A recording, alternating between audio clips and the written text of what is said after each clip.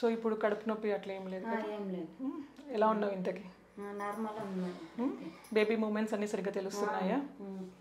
So ఇప్పుడు మన దగ్గరకు వచ్చిన పేషెంట్ ఇది తనది 4వ కాన్పు. ముందు 3 కూడా నార్మల్ డెలివరీస్.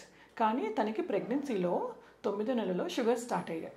సో ఈ షుగర్స్ని మనం నెగ్లెక్ట్ చేయకూడదు. ఎందుకంటే ఈ షుగర్స్ పెరగడం వల్ల బేబీ మీద చాలా ఎఫెక్ట్ చూపిస్తూ ఉంటుంది. సో షుగర్స్ని మనం కంట్రోల్లో పెట్టుకోవాలి, దానికి తగ్గట్టుగా డైట్ తీసుకుంటూ ఉండాలి, అండ్ షుగర్స్ని రెగ్యులర్గా చెక్ చేస్తూ ఉండాలి.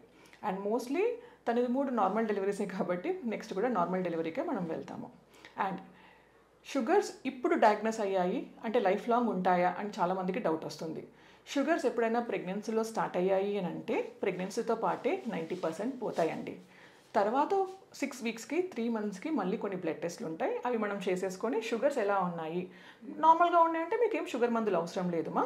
ఒకవేళ షుగర్స్ కనుక ఎక్కువ ఉన్నాయి అప్పుడు కూడా అంటే కనుక షుగర్ మందులు కంటిన్యూ చేసుకోవాల్సి ఉంటుంది.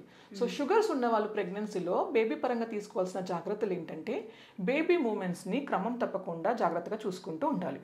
రోజుకి బిడ్డ కనీసం ఒక 10 సార్లు తిరుగుతుందా అనేది చూసుకోవాలి. అండ్ వీళ్ళకి ఉమ్మనీరు ఎక్కువ ఉండే ఛాన్సెస్ ఉంటుందండి.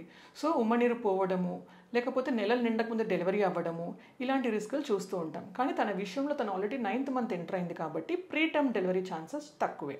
కానీ బేబీ మూమెంట్స్ పరంగా అండ్ డెలివరీ టైంలో ఇన్ఫెక్షన్స్ అలాంటివి రాకుండా అండ్ బేబీ పుట్టిన తర్వాత బేబీకి షుగర్స్ ఏమైనా తక్కువ అవ్వడము ఇలాంటివి కొన్ని చూస్తూ ఉంటామన్నమాట. సో షుగర్ మందులు వాడుకోవాలి, డైట్ పరంగా కార్బోహైడ్రేట్స్ షుగర్స్ ఎక్కువగా ఉన్న ఫుడ్ని తీసుకోకూడదు, అండ్ ఫుడ్ తిన్న తర్వాత కనీసం 10 to 15 minutes వాకింగ్ అనేది చేయాలి. సో దీనివల్ల షుగర్స్ అనేవి చాలా వరకు కంట్రోల్లో ఉంటాయి. Thank you.